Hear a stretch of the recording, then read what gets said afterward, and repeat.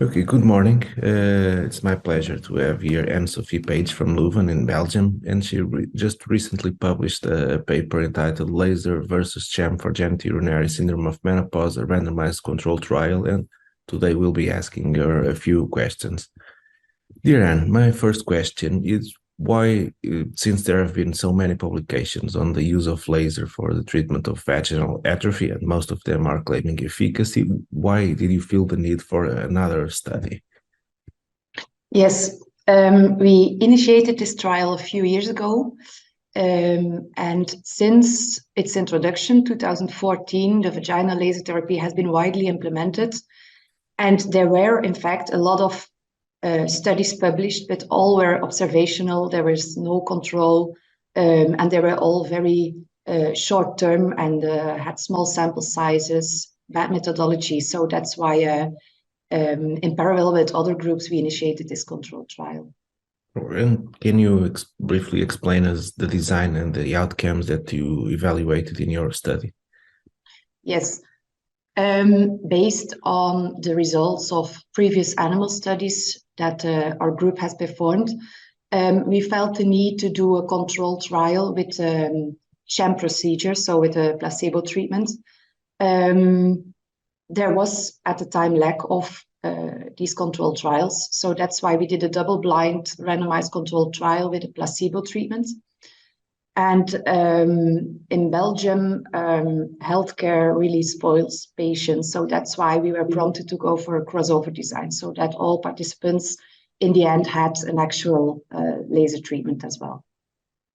And in the outcomes you chose, I noticed that you picked the most bothersome symptom as your primary outcome. What was the reason for that? There were actually two reasons for that. We chose a patient-centered subjective outcome because the condition GSM is really a bothersome disorder. And to allow comparison between studies, the most bothersome symptom was actually suggested by the FDA, excuse me, as the outcome of most important for this condition. And in your, can you summarize the main findings of your study and whether or not this is what you were expecting? Main findings of our study was that the most bothersome symptom for the patients decreased in both groups, so patients relieving sham procedures and patients receiving actual laser treatment. But there were no significant intergroup differences, and there was in neither group the significance level of a drop of more than 45%, which we had as a cutoff for efficacy was reached. And the same finding was observed in the patient improvement scale, where we see that in both groups, patients improve, not the 90% that was claimed in the observational studies, but 35 to 45% in both groups, which is actually comparable with the anticipated placebo effect that was observed in other estrogen control trials for GSM.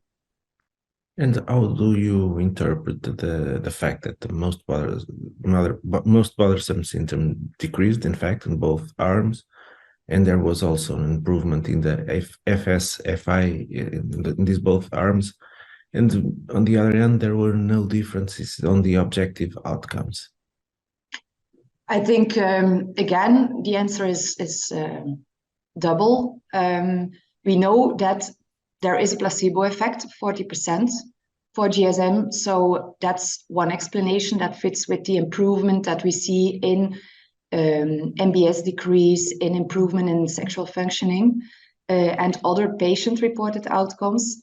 On the other hand, and that's been hypothesized by others before, we think that the vaginal manipulation, with or without energy, no difference there, improves sexual functioning. So that continuing sexual intercourse might in fact help people with GSM.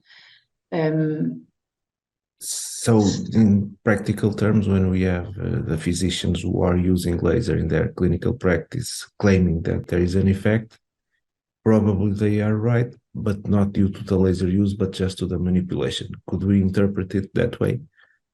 In our opinion, yes. Yes, based on our findings.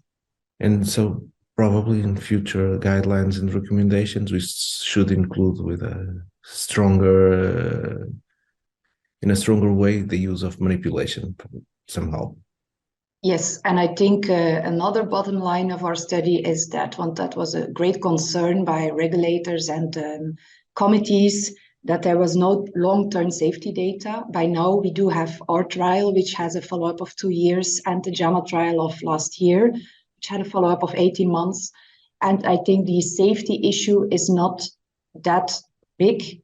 So I think when counseling patients, they might improve with laser, and it seems not to be that harmful as expected. But it has a serious cost, and the effects might be purely due to the manipulation. So they should know that. And finally, in your opinion, what should be the implications of your findings?